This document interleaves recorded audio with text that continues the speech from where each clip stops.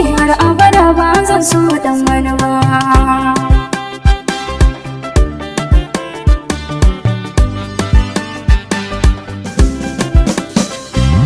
Dana ji sautin muryarka a kunne ina da jin daɗi, dana shigo taron mata sai kaina yadda da yin faɗi.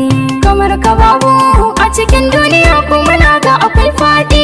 Rashin ka ciwo ne in nayi rashin ka ba zan kula dan wani ba.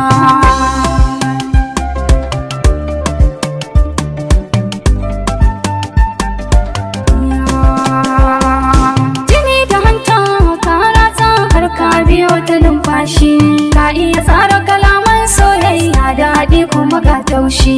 Garin masoyi baya nisa gane gari na manumfashi, duka kalamai na kai zan yi wa amma ba dan wani ba.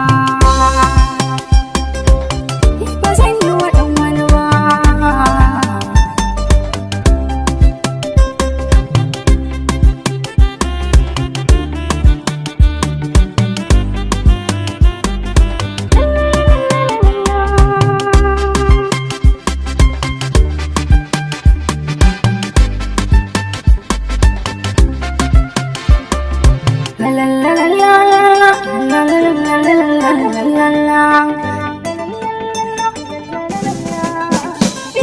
Wasu sun ce na ce wai ya haka ne, daga kanka na fara wai ne ya take ne.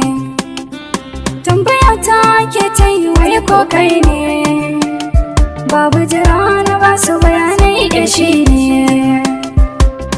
Ka dubi Allah ka rike na amana duk tsanani ka je, ni kuma ne maka alƙawari ba zan kula dan wani ba.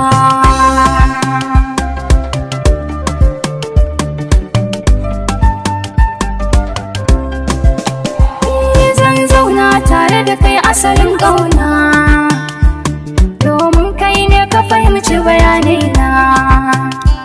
na san kuma kai za ka adana sirrina, za ka min addu'a ko da bayan raina. Wallahi ka yi mun komai tun da dai ka furta kana sona.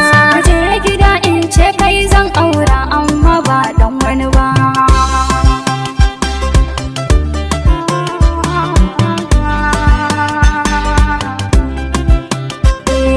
Sannu uban ƴaƴana zani kira ka hakika kowace rana, kai ne bugun numfashi har abada ba zan so dan wani ba.